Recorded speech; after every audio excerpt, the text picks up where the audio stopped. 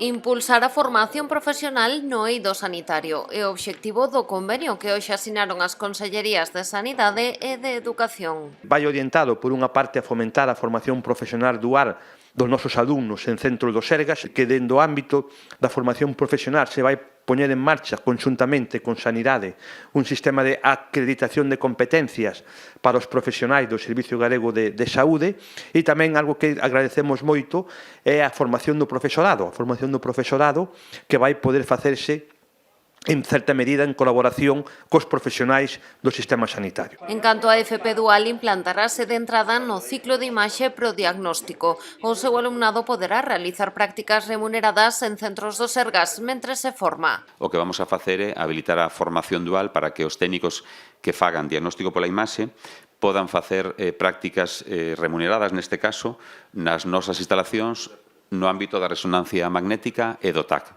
Empezaremos por esas técnicas que, como decía, son técnicas moi específicas, moi especiais, que requiren dunha formación adicional importante, non? E, polo tanto, vamos a inicialo aí, sin descartar que no futuro, como digo, se poda extender a outras modalidades diagnósticas neste caso, non? Outro eido que recolle o convenio é a acreditación de competencias pro persoal sanitario que xa traballa nos Sergas. O centramos especialmente no ámbito dos servicios xerais. Estamos falando deses profesionales que están colaborando administrativamente coa parte sanitaria, que podamos darlle competencias e acreditalas, sobre todo, que se as teñen pois para poñerse a altura de títulos de formación profesional que existen xa agora e poder facilitar e de alguma maneira tamén facilitar ese itinerario profesional de nosos profesionales dentro do Servicio Galego de Saúde, que podan de algún xeito promocionar en base a esa experiencia. Durante o acto, o conselleiro de Educación adiantou que a intención da Xunta de Galicia é concentrar a oferta de FP do eido sanitario da área de Pontevedra e o Salnés no CIF de Montecelo.